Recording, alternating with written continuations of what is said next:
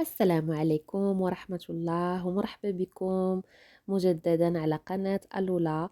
اليوم إن شاء الله وصفة سهلة ولذيذة، مكونات بسيطة اللي تقدروا توجدوها على وجبة الغداء ولا وجبة العشاء. وعلى بركة الله نبداو الوصفة ديالنا اللي إن شاء الله تنال إعجابكم وتجربوها وتخليوا لي تعاليق. بالنسبة للدجاج عندنا كمية كتختلف على حسب عدد الأفراد الأسرة. كناخدو الدجاج كنقطعوه كما راه مبين باش هادوك التوابل كيدخلوا لنا مزيان في هذاك الدجاج ويتبل معنا. بالنسبة للتوابل اللي عندنا البزار وعندنا شوية ديال الحار اختياري، بودرة ديال الثوم، تحميرة، الملح، وكذلك الزعتر اللي هو كيبقى اختياري. انا عزيز عليا الزعتر كنبغي نسم به الدجاج، نتوما الا بغيتو ديروه الا بغيتو تستغناو عليه ماشي مشكل. عندنا كميه ديال الزيت، انا عندي هنايا 5 معالق على حساب الكميه اللي استعملتو ديال الدجاج، بالاضافه الى 2 معالق ديال الخل ونصف كاس ديال الماء.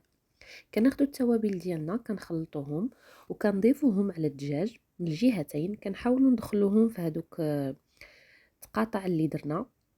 نمروا دابا لطريقه الطهي في مقلاة وعلى نار مهيله.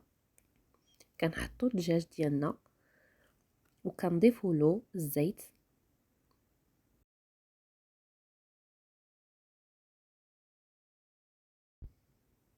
كنضيفوا كذلك نصف كأس ديال الماء اللي كنا ذكرنا في المقادير باش الدجاج ديالنا يدخله الطياب مزيان.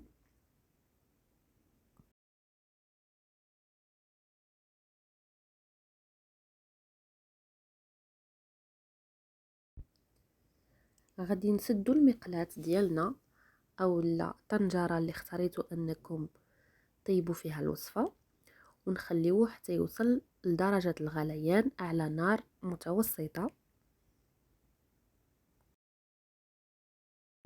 بعد مرور تقريبا 15 دقيقه كنفتحوا المقلاة، كنشوفوا الدجاج ديالنا وصل لهاد الدرجه ديال النضج.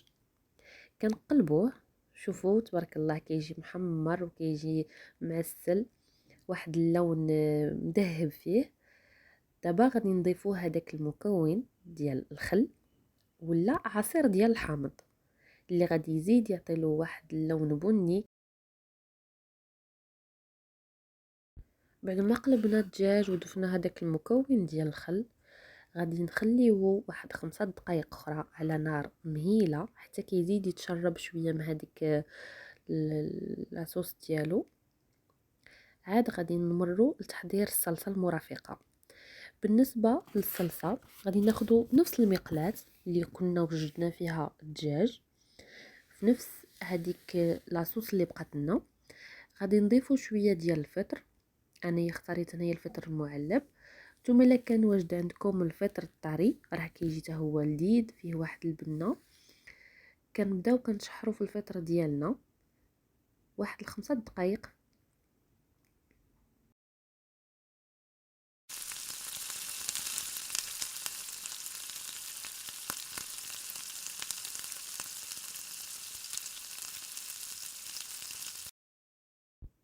كنستمروا في تحريك ديال الشامبينيون حتى كياخذ لينا واحد اللون كما كتشوفوا معنا.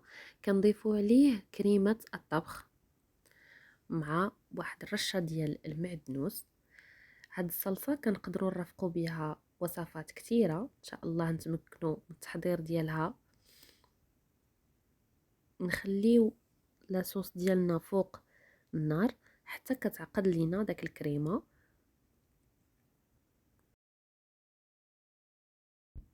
غادي نرافقوا الطبق ديالنا ببطاطس اللي سبقت لي نقيتها وقطعتها مكعبات. كنسخنوا الزيت مزيان وكنقليو فيها هذيك البطاطس حتى كتاخد داك اللون الذهبي.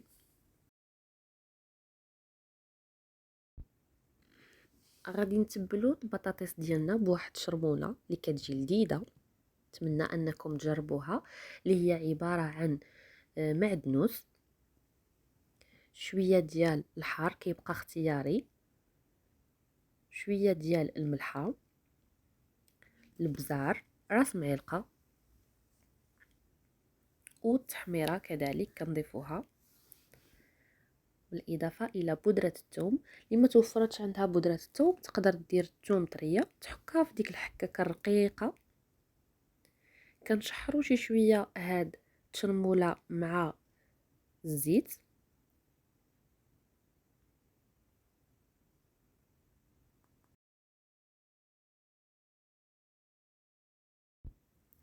في هاد المرحله غادي نضيفوا البطاطس اللي كنا قلينا وكنلبسوها بهذيك التشرموله، كنحركوا نستمروا في التحريك، كتجي لذيذه كتجي مقرمشه، وتقدروا ترافقوا بها اطباق اخرى بحال السمك.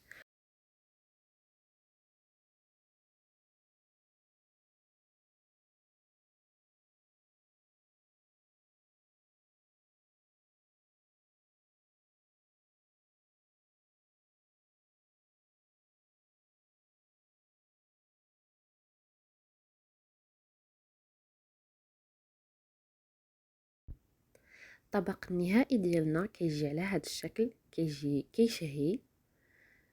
كيبقاو هادو مجرد افكار، نتوما تبارك الله عليكم كلكم حادقات وكلكم تولات، كيبقاو افكار بسيطه اللي كنتقاسمها معكم. كنرافقوه مع هذيك الصلصه والبطاطس اللي وجدنا، كيجي لذيذ بزاف. نتمنى ان شاء الله انكم تجربوه. ما تنسونيش باللايكات والتعليقات ديالكم اللي كتشجعني، وتشتركوا بالقناه لكي يصلكم كل جديد ان شاء الله.